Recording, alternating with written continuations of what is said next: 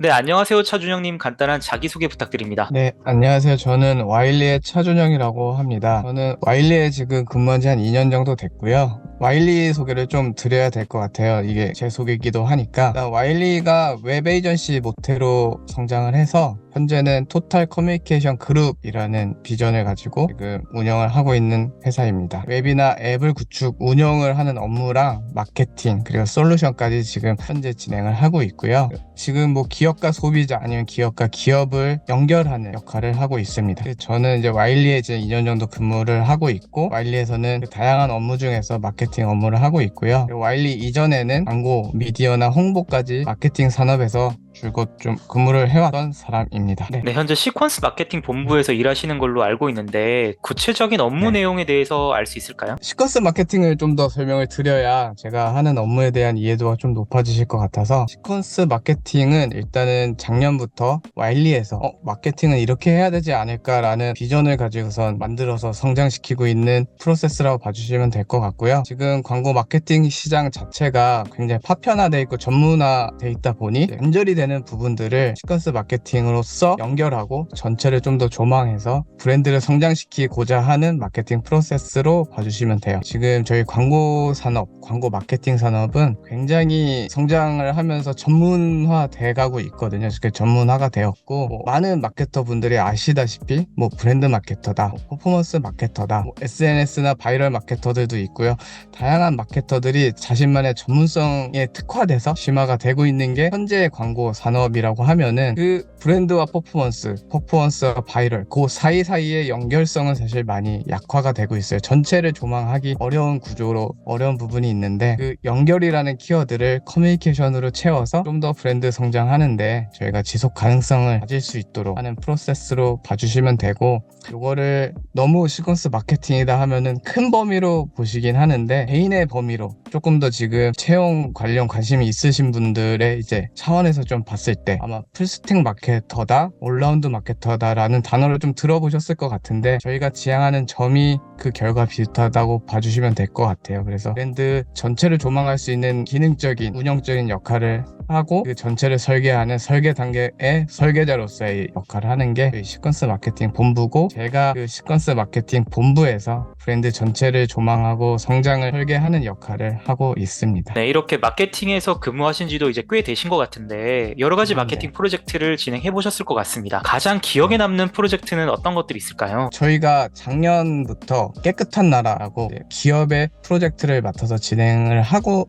있고요. 지금도 진행 중입니다. 대외적으로는 굉장히 긍정적인 평가를 받고 있는 프로젝트인데, 일단은 대외적인 성취도 있지만 내부적으로도 굉장히 성공적이다 라는 나름의 이제 내부 평가가 있는데, 그 평가에 좀 히스토리를 좀 말씀을 드리려고 합니다. 그래서 모든 광고 영업들이 그렇진 않지만, 일반적으로 광고 마케팅이라는 게 제안 RFP라고 해서 리퀘스트 포 프로포절 해가지고 어쨌든 그 문제점에 대한 해결책을 이렇게 해주세요라는 RFP를 저희가 받고, 그거에 맞춰서 제안을 해서 수주를 하면은, 프로젝트는 어떻게 보면 그 다양한 캠페인의 큰 그림이라고 하면은, 하나의 캠페인을 맡아서 진행을 하는 게 일반적인 광고 마케팅의 방식이라고 하면, 저희가 깨끗한 나라를 프로젝트화해서 진행을 하는 방향은 애초에 명확한 마케팅 방향서부터, 그 RFP를 작성하는 그 시점부터 저희가 투입이 돼서 설계를 하고, 그 설계에서부터 이제 운영까지 토탈 케어를 했었던 프로젝트라고 생각을 해주시면 될 것 같아요. 그래서 깨끗한 나라 같은 경우는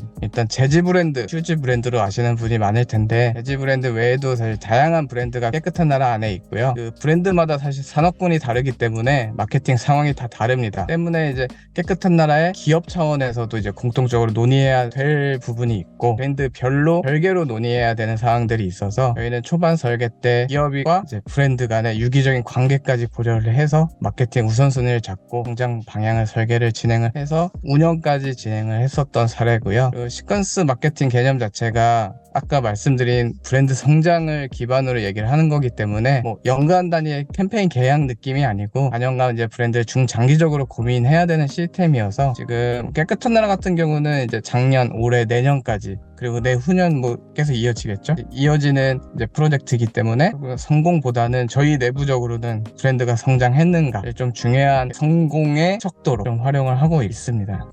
요거를 좀 더 저희가 성장을 브랜드가 했다라고 23년 한 해의 결과물을 좀 돌아보면 정성적으로 봤을 때 브랜드 인지도나 또 그리고 정량적으로 저희 캠페인 운영했을 때 수치들도 굉장히 긍정적이긴 했고, 그리고 앞으로 나아가야 할 부분들에 대해서 지금 논의를 하고 있는데 지속적으로 이제 성장 곡선이 그려지고 있다라는 면에서 좀 이 프로젝트는 지금 성공의 과정에 있지 않은가 좀 저희가 생각을 하고 있습니다. 좀 프로젝트의 시작점을 조금만 더 설명을 드리면은, 저희가 깨끗한 나라를 진행을 함에 있어서 보통 아까 말씀드린 RFP 같은 경우는 광고 마케팅에 보통 많이 한정이 돼 있어요. 그런데 이제 저희가 진행했었던 깨끗한 나라 프로젝트는 고객사랑 함께 논의를 하면서 광고만이 아니고 그 앞단의 패키지 디자인이라든지 유통 채널의 강화 같은 마케팅적인 부분도 함께 고민을 했고요. 그리고 광고 마케팅을 이루어지기 위한 플랫폼, 예를 들어 쿠팡이라든지 11번과 같은 오픈 플랫폼을 제외하고 지금 깨끗한 나라의 온드미디어, 자사몰까지 저희가 개발 운영까지 참여를 해서, 그러면 정말 풀퍼널에 있는 지금 마케팅을 하고 있다. 그리고 그 풀퍼널 마케팅을 통해서 저희가 성장을 시키고 있는 브랜드 프로젝트여서 제가 좀 설명을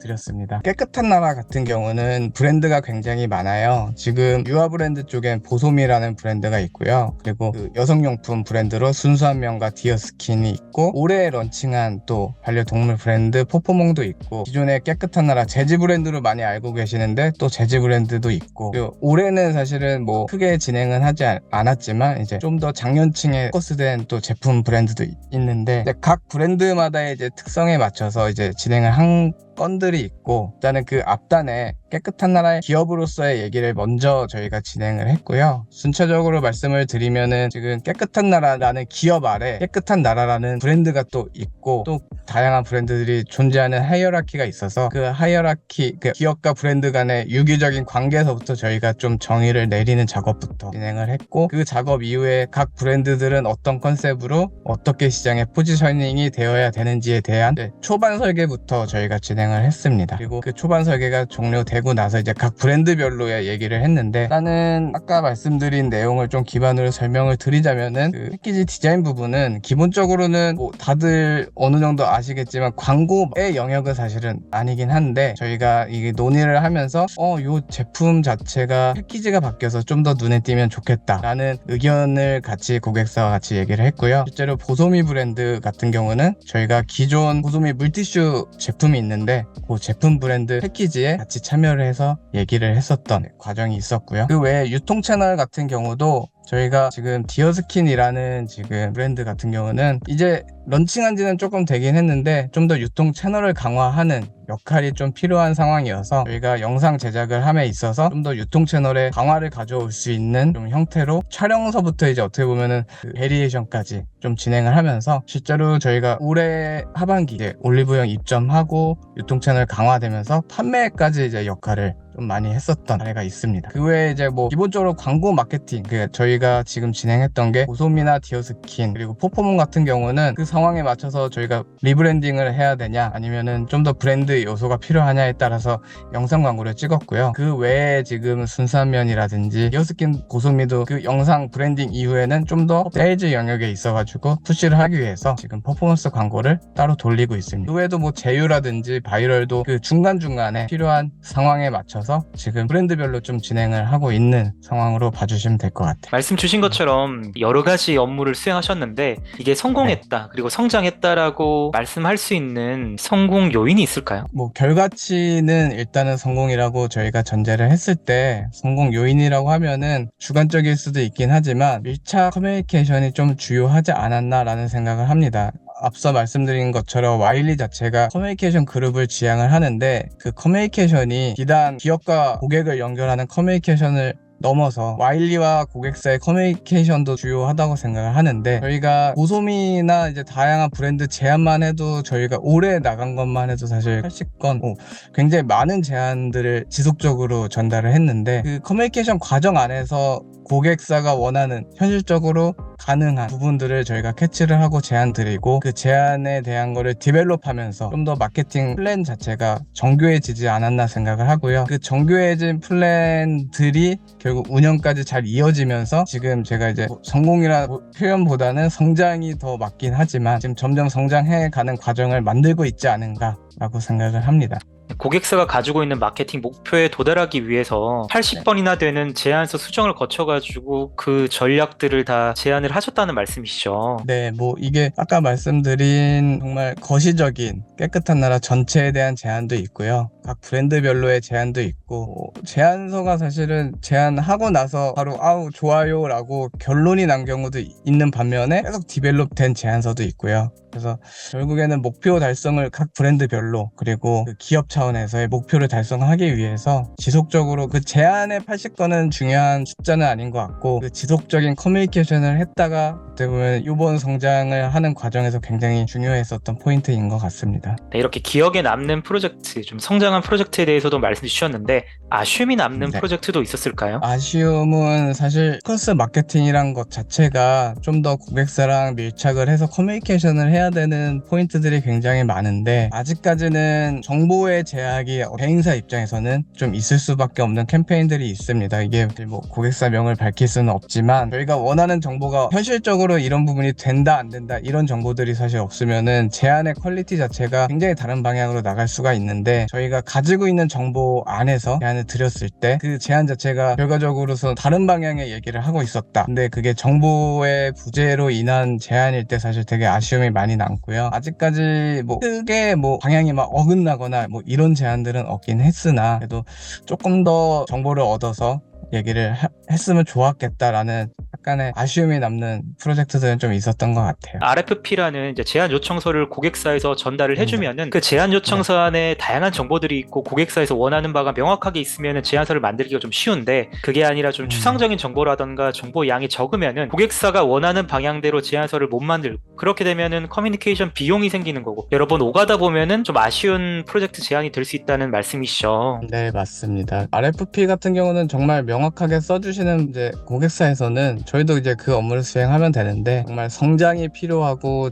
당장 어떤 문제가 있는지에 대한 파악서부터 해야 되는 고객사는 더 많은 정보가 필요함에도 불구하고 그게 그 통로가 이제 커뮤니케이션 통로가 연결이 안 되는 경우가 아쉬운 것 같습니다. 네, 고객사에서 정보를 다 노출 못 시키는 뭔가 기밀이 네. 있다던가 그러한 상황도 있을 것 같고 또는 고객사에서도 자기들조차 뭘 원하는지 정확하게 모를 때가 있어가지고 계속 바뀔 때 그럴 때도 있겠네요. 네, 맞아요. 정확하게 말씀 주신 것 같고 이게 뭐 저희도 이제 기밀 뭐 정말 이거 공개하기 어려운 정보까지는 요청을 드리진 않긴 하고요. 그럼에도 저희가 이 정도는 괜찮을 것 같아라고 생각한 포인트가 있는데 고객사 쪽에서는 사실은 이건 좀 어려울 것 같은데 라는 커뮤니케이션적 간극이 좀 있는 경우도 있는 것 같습니다. 네, 이렇게 저희가 현실적인 시퀀스 마케팅에 대해서 좀 알아봤고요. 이제는 취업 준비생 관점에서 이러한 광고 대행사에 입사하기 위해 쌓아야 되는 역량에 대해서도 궁금합니다. 뭐 자격증도 있을 것 같고 여러 가지 경험도 있을 것 같은데 광고 대행사에 입사하기 위해서는 어떠한 역량을 쌓아야 하나요?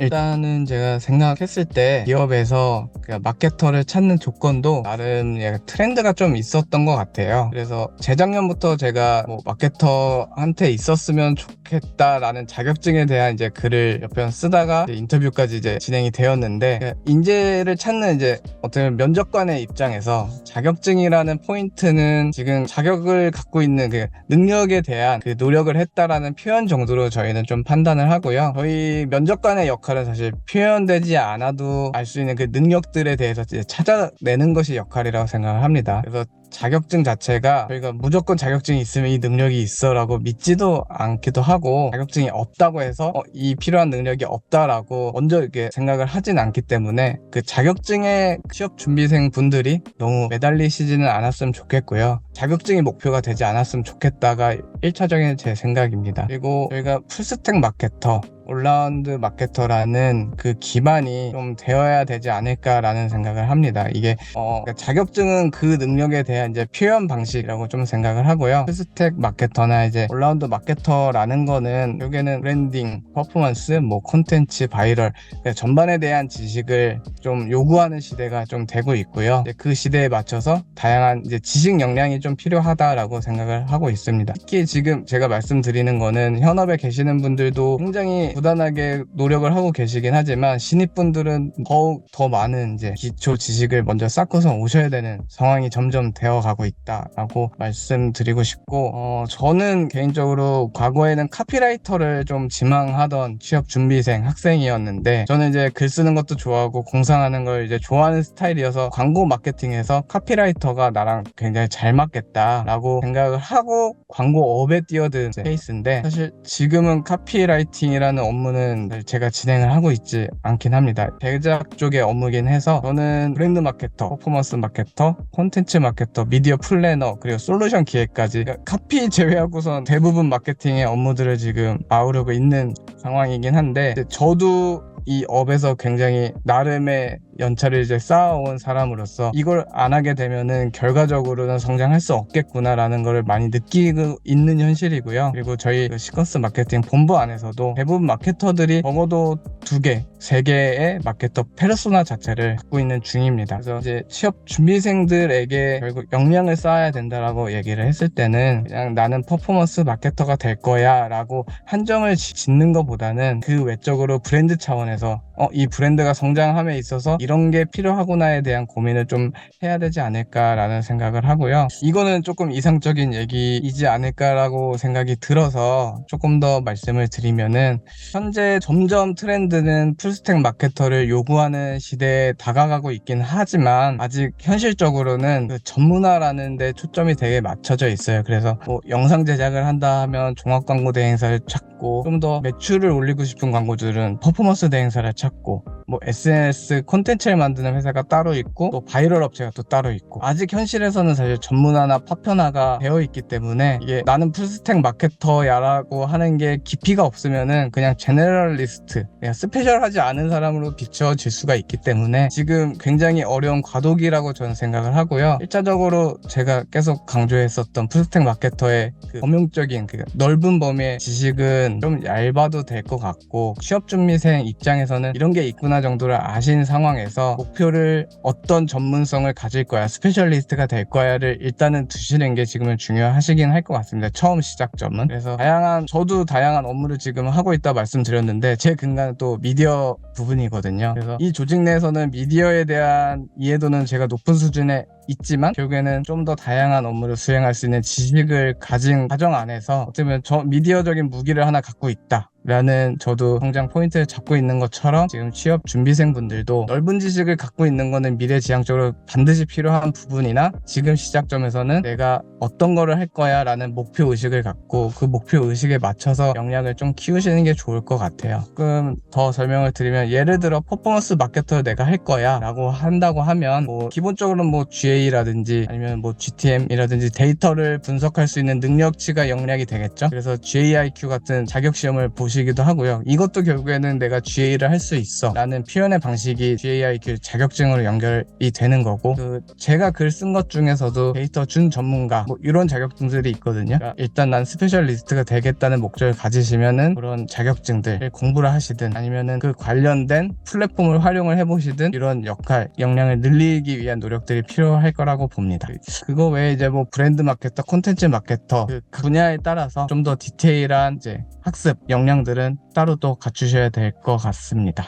네, 말씀 주신 것처럼 종합적인 관점도 필요하고, 특히나 취준생들한테는 종합적인 관점 외에도 좀 스페셜한 그러한 역량들도 필요한데, 사실 취준생들이 마케팅에 처음 이제 맛을 볼 때, 처음 입문할 때는 자격증을 준비하면서 마케팅 인사이트를 알아가고 그걸 바탕으로 이제 경험을 쌓는 경우가 많은데, 마케팅 관련해서는 자격증은 굉장히 많은 걸로 알고 있습니다. 뭐 ADSP도 있고, 그리고 검색 광고 마케터도 있고, 그리고 SNS 광고 마케터도 있고, 구글의 스킬샵 같은 것도 있는 걸로 알고 있는데, 그중에 마케팅 입문자에게 가장 좀 도움이 될 만한 자격증은 있을까요? 일단은 저는 구글 플랫폼에 있는 자격증을 좀 추천을 많이 드려요. 이제 구글 같은 경우가 범용적으로 이제 활용을 할 수 있는 자격증을 그것도 포함이지만 기술적으로 구글이란 플랫폼을 또 활용할 수 있는 내용들이 있고, 그리고 특히 지금 디지털 상에서는 어쨌든 데이터를 활용해서 인사이트를 뽑아내는 전체를 보는 힘이 데이터에 또 초점이 맞춰져 있기 때문에 그 데이터를 보는 힘 자체를 기르기 위한 기본 스텝이 GA에 많이 있기 때문에 GA 관련 자격증까지 포함한 구글 자격증을 많이 입문으로는 많이 추천을 드리고요. 데이터 준 전문가라든지 조금 SNS 자격증, 검색 자격증 이런 것들은 사실 조금 더 특화된 분야이기 때문에 구글이라는 큰 범위, 구글 안에도 사실 검색 부분이 있고 쇼핑 부분이 있고 DA 부분 다 있거든요. 그거를 어느 정도 습득을 한 다음에 조금 더 확장을 할 때 그 외의 자격증들을 좀 공부를 하시는 게 어떨까 생각을 해봅니다. 준영님께서는 팀원을 뽑기 위해서 면접관으로도 많이 면접에 참여하시는 걸로 알고 있는데, 이렇게 면접관으로 면접에 참여하실 때 자주 물으시는 질문들이 있을까요? 일단 요새는 이제 중고 신입이라고 해서 동종업계 경력이 있는 분들도 꽤 많아서 경력직이나 중고 신입 분들, 커리어가 있으신 분들은 보통은 이제 지난 직장의 커리어를 저희는 많이 묻습니다. 이제 어떤 업무를 했고 업에 대한 태도를 많이 이제 문의를 드리고요. 이제 지금 제가 좀 설명을 드릴 분들은 정말 취업 준비생이고 경력이 없거나 아니 있으셔도 인턴 경력이 좀 짧게 있다거나 좀 경력이 없으신 분들, 진정한 신입분들에 대한 이제 면접 질문인데요. 일단은 저는 신입 뽑을 때 이전 업무를 한 데이터가 없기 때문에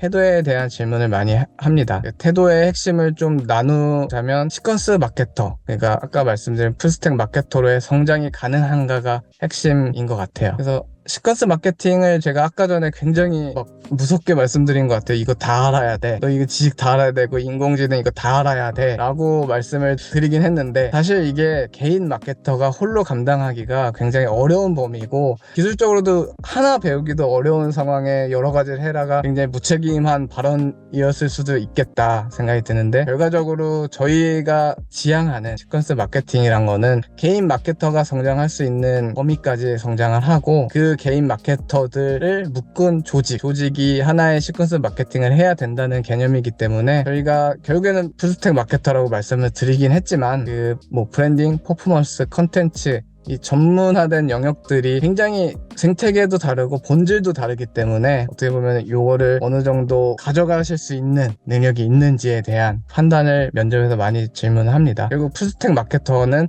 연기 범역대가 넓은 배우 같은 존재인데 어느 때는 악역을 했다가 어느 때는 청순 멜로를 찍을 수는 있으나 또 완벽하게 다른 거를 다 할 필요는 없는 수준까지라고 좀 판단을 해주시면 될 것 같고요. 그리고 태도의 관점에서 제가 이제 좀 유심히 보는 거는 조직에 얼마나 또 적응을 잘 하느냐, 그리고 배우고자 하는 의지가 얼마나 크냐, 그래서 다양한 배역을 흡수를 어떻게 할 수 있는지에 대한 고민을 하는데, 이 두 가지 포인트를 판단하기 위한 선제적인 질문이 하나가 있습니다. 그 질문이 저는 취미를 항상 초반에 꼭 묻거든요. 그래서 취미가 왜 이게 중요한 질문이지? 라고 생각하시는 분들도 계실 텐데, 저는 그 취미에서 드러나는 성격과 행동 패턴을 굉장히 제 나름의 데이터로 좀 활용을 많이 하는 편입니다. 제게는 꽤 중요한 질문이고, 그 취미가 사실 그 사람 자체를 대변하는 MBTI 같은 이런 거는 아니긴 하지만 분명히 그 분의 한 부분이라는 게 제 나름의 이제 기준이라고 보시면 될 것 같고요. 예를 좀 들어보면은 면접을 보다 보면은 곧잘 나오는 대답 중에 취미가 집에서 넷플릭스를 보는 것이라는 대답하는 면접자분들이 계세요. 그래서 제가 이 넷플릭스라는 하나의 단어를 듣고선 넷플릭스는 기본적으로 모바일이라는 개인의 공간에서 많이 활용하는 플랫폼, 대표적인 취미가 넷플릭스라는 것 자체는 외향보다는 내향일 가능성이 높다, 이런 데이터로 저는 추측을 많이 하고, 그리고 넷플릭스라는 거는 핵심은 또 콘텐츠잖아요. 그래서 이분은 콘텐츠 트렌드에 굉장히 민감할 수 있겠다 라는 1차적인 면접 보시는 분의 데이터를 추측을 합니다. 그럼 이제 거기서부터 이제 연속된 질문들을 하는 거죠. 요새 보는 넷플릭스 콘텐츠는 무엇인가요? 라는 질문에 즐겨보는 콘텐츠를 또 말씀을 주실 거예요. 그러면은 그 콘텐츠가 나는 솔로 같은 요새 핫해 라는 범용성 있는 콘텐츠일 수도 있고, 그거와는 반대로 내가 이거 모르는데 유명하지 않은데 자기만의 소비를 하는 콘텐츠가 있을 건데, 또 그 질문, 연결된 질문에서 저는 이제 이분은 트렌드에 좀 민감하겠다, 아니면은 나름의 개성이 있을 수 있겠다 라는 또 추측을 합니다. 지금 말씀드리는 취미라는 거는 신입분들이 가지고 있는 데이터가 저희가 굉장히 없기 때문에 정말 데이터를 수집하기 위해 중요한 좀 포인트라고 다시 한번 강조를 좀 드리고요. 물론 뭐 이 취미가 옳고 그름을 제가 판단을 하기 위한 것보다는 말씀드린 것처럼 개인의 성향을 좀 판단하기 위한 기초 자료고, 아까 말씀드린 핵심, 저희가 정말 그 태도로서 조직에 잘 적응을 할 수 있느냐, 그리고 또 시퀀스 마케터로서 다양한 지식을 흡수할 준비가 되었느냐를 그런 취미로 저희가 많이 성향을 추측을 하는 편입니다. 물론 뭐 면접관들 자체가 다 개인 성향이 있기 때문에 질문의 형태는 그 면접관 수만큼 뭐 다양하겠지만, 저도 그렇지만 가장 편하게 질문을 하면서 다양한 정보를 획득할 수 있는 질문이 취미이기 때문에, 정말 이력서 안에 취미 하나도 사실 굉장히 중요하다. 신입분들에게는 이 점을 좀 기억을 해주셨으면 좋겠다 생각을 합니다.